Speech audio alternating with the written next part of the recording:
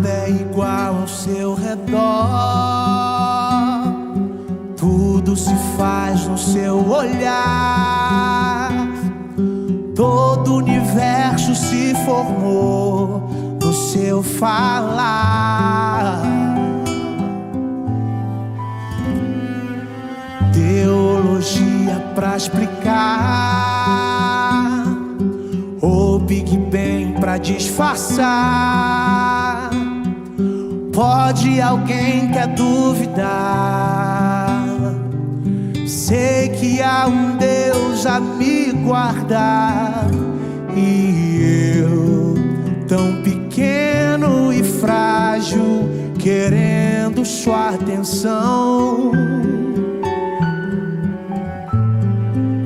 No silêncio encontro resposta certa então. Dono de toda a ciência, sabedoria e poder, ó, dá-me de beber da água da fonte da vida. Antes que o ar já houvesse, ele já era Deus, se revelou aos seus. Do crente ao ateu, ninguém explica Deus.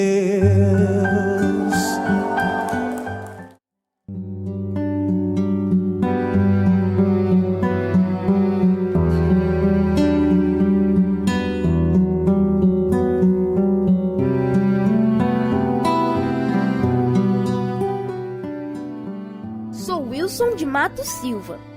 Nasci precisamente na Água do Pacu, Paraná, no dia 9 de setembro de 1947. Sou o quinto no total de 10 filhos que Etelvina e Laudelino tiveram. Nesta foto, com Walter, Valdemar, Valdir e a Valdete, devo ter pouco mais de 5 anos. Peço licença aos meus irmãos para fazer uma apresentação especial dos nossos pais. Laudelino Pedro da Silva nasceu em Campos Novos, interior de São Paulo, no dia 26 de janeiro de 1917. Quando tinha 14 anos, perdeu a mãe e com 16, mesmo tendo pouco estudo formal, já ministrava na escola dominical. Sua característica de liderança já se apresentava como marca de seu temperamento. Etelvina Matos nasceu no dia 16 de dezembro de 1920, em Espírito Santo do Turvo, também no interior de São Paulo. Ela tinha 17 anos quando conheceu seu prometido em um culto realizado no sítio do nosso vovô Vitor, na Água do Atalho, em Iepé, São Paulo. De famílias cristãs, se casaram em 29 de março de 1940 e desde o início a vida a dois foi marcada por desafios, mudanças, lutas e também vitórias. Nosso irmão mais velho, Valdemar, nasceu na Água do Atalho. Lá também nasceu o Jair, que Jesus abraçou quando ele tinha 1 aninho de idade. A lavoura não prosperava. As formigas saúvas invadiam o campo e comiam o que estava pela frente. Nosso pai decidiu comprar, em 1943, um sítio que ficava entre Jaguapitã e Guaraci, na Água do Pacu. Uma oportunidade de estar próximos aos nossos avós maternos, que já estavam morando naquela região. Em Jaguapitã, papai trabalhou na construção de casas de madeira. Mamãe, muito companheira e dedicada, o ajudava no orçamento familiar frente à máquina de costura que ganhou no lugar da festa que seria oferecida em seu casamento. Nossos avós, pais e tios-avós maternos têm seus nomes lavrados na ata de fundação da Igreja Presbiteriana Independente de Jaguapitã, ocorrida em 1945. Na Água do Pacu, onde moramos por 8 anos, nasceram o Walter, o Valdir, eu e a Valdete, nesta ordem. A Valdeci nasceu na Água da Baiana, em 1952, também nas imediações de Jaguapitã. Em 1952, nosso pai, homem aberto às possibilidades, decidiu que nos mudaríamos para Vila Guadiana, distrito de Mandaguaçu, também no Paraná. Lá, residimos por aproximadamente 1 ano. Já no sítio em Iguatemi, onde nasceu Vani, em 1954, moramos por uns 3 anos. Em 1956, nos mudamos para outro sítio, na Água Centenária, perto de Mandaguaçu, onde nasceu Valdenir. O meu desejo de continuar os estudos parecia cada dia mais distante. Embora gostasse muito de estudar, tive que parar 3 vezes o mesmo ano escolar, aos 7, 8 e 9 anos. A fé dos meus pais contagiava todos à nossa volta. Sempre eram elogiados pela forma como juntos caminhávamos quilômetros até chegarmos à igreja. Nesta época, frequentávamos a congregação da primeira igreja presbiteriana de Maringá, em Mandaguaçu. Lá, nosso pai foi professor e superintendente da escola bíblica dominical.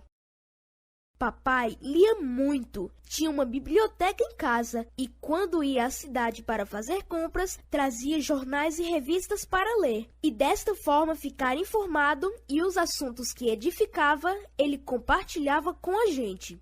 Sua sabedoria e a maneira de interpretação do contexto em que vivia o encorajava a desempenhar com desapego pessoal tudo o que pudesse facilitar a vida das pessoas, em especial os mais necessitados. Talvez muitos não saibam ainda, ele apreciava a homeopatia e usava o que sabia para abençoar os que o procuravam. Inclusive, sua habilidade para aplicar injeções era elogiada. As dificuldades não amedrontavam nosso pai, muito pelo contrário, diversificava suas ações. Seu sonho era morar na cidade, ser comerciante e criar possibilidades para os filhos estudarem. Nos ver longe da realidade dos estudos o deixava inconformado. Por isso, percebeu que estava na hora de mudar para a cidade, onde pudéssemos estudar para valer. Em 1957, nos mudamos para Maringá, ao lado do Colégio João 23, que naquela época era muito distante do centro da cidade. Já atrasado para o período escolar, foi no João 23 que fiz o primeiro ano do primário. Lembro bem que deste lote eu me aventurava andando algumas centenas de metros até alcançar o lixão de Maringá. Em meio à fumaça constante, conseguia recolher garrafas vazias que eram trocadas por algumas moedas, mas suficientes para adquirir limões na fazenda dos padres. O resultado obtido com as vendas, quase em sua totalidade, eu entregava nas mãos da nossa mãe. Mas a intenção de abrir uma mercearia não vingou. O pouco que era comercializado não dava lucro suficiente para nos sustentar. Após 10 meses, a casa foi vendida e mudamos daquele lugar. Retornar para a zona rural foi necessário. Nosso pai aceitou uma proposta de administrar uma fazenda entre Jussara e Terra Boa. Porque assim como a terra faz brotar a planta e o jardim faz germinar a semente, assim o soberano, o Senhor, fará nascer a justiça e o louvor diante de todas as nações. Foi nesta época que nosso pai comprou, no finalzinho do ano de 1959, uma pequena padaria que ficava na região do Maringá Velho. Trabalhamos muito naquele comércio. Utilizando sarilho, tirávamos água de um buraco com 20 metros de profundidade. Enchíamos uma lata, colocávamos nos ombros, subíamos uma escada e só parávamos quando a caixa d'água estava cheia. Também era nossa responsabilidade cortar a lenha para alimentar o forno. À noite a massa era preparada e, após assados, os pães eram entregues antes do amanhecer do dia. Para darmos conta da demanda, era utilizada uma bicicleta. Ao menos para mim, a cargueira era tão grande que os meus pés quase não alcançavam o chão. O negócio foi tocado por 3 anos, mas não deu certo. Valeu a intenção de um homem que não acreditava as lutas sem vitórias como fracassos, mas como tijolos de experiências na construção de um propósito maior. As adversidades eram constantes, mas os estudos me faziam enxergar adiante. Em 1960, estava no 3º do primário e em 61 já no 4º ano.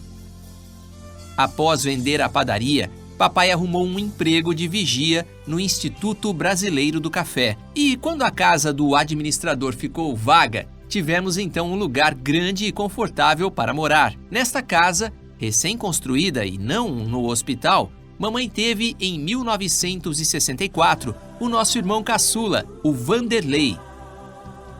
A entrada principal era pela Avenida Colombo, mas um acesso nos colocava direto na linha do trem. Com 15 anos, trabalhei no bar de um hotel no Maringá Velho. Troquei o hotel pela Retificadora Maringá, onde trabalhei por 8 anos e meio até o final da década de 1960. Para trabalhar e estudar à noite, eu percorria quase 30 quilômetros por dia, utilizando como caminho a linha do trem. Eram 5 quilômetros para chegar no trabalho, mais 10 para vir e voltar no horário de almoço. Chegava em casa depois do trabalho, pouco tempo tinha para tomar um lanche e novamente ganhar os quilômetros que separava a nossa casa, próximo ao Clube Hípico, até o Colégio Gastão Vidigal, onde está instalado o Instituto de Educação. Foi lá que concluí o ensino médio. Nas incontáveis noites, eu convivia com os meus pensamentos e incertezas. Os dormentes da estrada de ferro, a poeira, a chuva, o frio, minha bicicleta e a minha fé inabalável eram minhas únicas certezas dia após dia. Na casa do IBC, moramos dos meus 14 aos 18 anos de idade.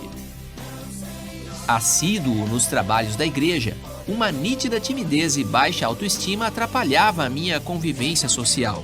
Foi nessa época que fiquei sabendo da existência da União da Mocidade Presbiteriana Independente, que fazia o boletim da escola dominical. Fui convidado a participar. Era tudo o que eu precisava, pois estava estudando numa escola de datilografia no fundo da igreja. Em 1965, já com 17 anos, fui a um casamento onde encontrei vários jovens. Tomei a iniciativa e perguntei se eles conheciam algumas brincadeiras. Ao descobrir que não, pela primeira vez pude dirigir uma social. Passei a dirigir as brincadeiras todos os sábados e em 2 anos me tornei líder da mocidade. Foi pregando na cadeia, na tenda montada na final da Tuiuti, na participação de encontros da juventude e congressos é que a nítida timidez foi tratada. Na época, meus desejos pessoais se dividiam em ser médico ou pastor. Um cuidaria do corpo e, não menos importante, o outro cuidaria de almas.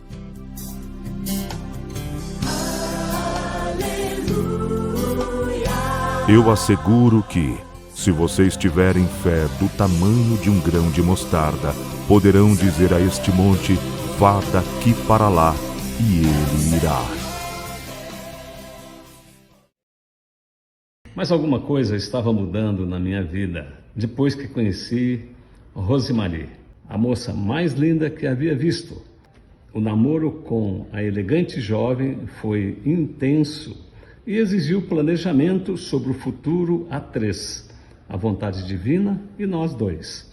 Ainda muito jovens, nos casamos no dia 22 de fevereiro de 1969, no templo da primeira igreja presbiteriana independente de Maringá. Juntos iniciamos uma nova etapa. Temos 4 filhos, 13 netos, sendo 3 que ganhei de presente, 3 noras e um genro, todos muito abençoados. Mas essa história ainda está sendo escrita, graças ao amor incondicional do Criador. A Ele toda honra, toda glória, todo louvor. O Big Bang pra disfarçar